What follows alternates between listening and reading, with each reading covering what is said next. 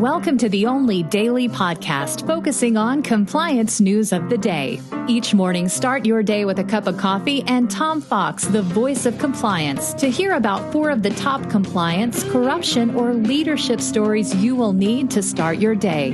The Daily Compliance News is a production of the Compliance Podcast Network. December 8, 2021, the fallout continues. Today we look at some of the fallout from the armed insurrection led by Donald Trump yesterday at the White House, or Wednesday rather. And I want to take some of these stories and try to put a compliance angle on them. Noting, of course, the death of a Capitol Hill policeman and the rest of the somber news of the day.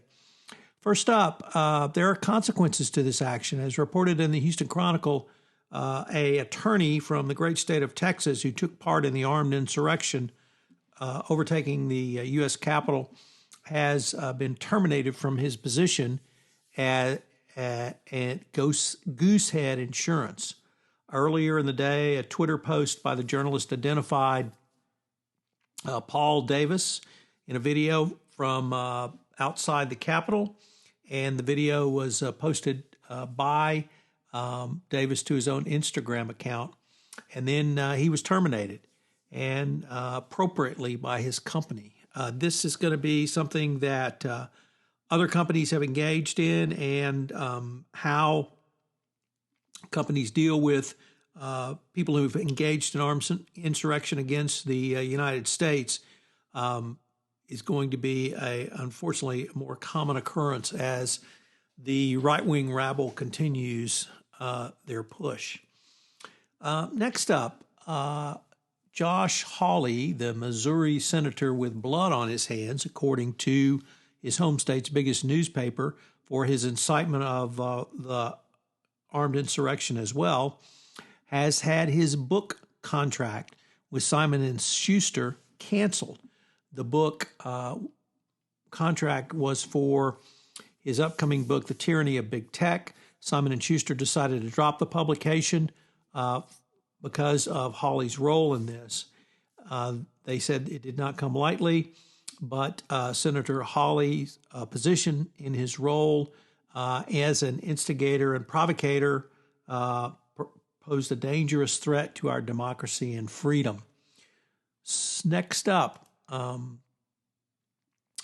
and probably one of the most unique stories I've ever seen, the Wall Street Journal Editorial Board has called for Donald Trump to resign. And if you know how obviously right-wing the Journal is, well, just think of that on steroids for the editorial board. They are so far to the right, it can hardly be seen most of the time. Nevertheless, they said that Trump clearly incited the crowd to march on the legislative branch and attack the Capitol, and that there's no place for such actions in our democracy. So when the Wall Street Journal bails on you, when Rupert Murdoch bails on you, that means your support is dwindling quickly. And our final story comes about the Capitol Police. And first of all, we want to acknowledge the death of one Capitol policeman murdered by a demonstrator by being hit in the head with a fire extinguisher. But what the story about, and once again in the Journal, is the incorrect risk assessment made by, before any major incident, law enforcement officials should always do a risk assessment of the perceived risk, and the Capitol Police completely botched this one, leading to disaster. The Daily Compliance News is a production of the Compliance Podcast Network and a proud member of C-Suite Radio.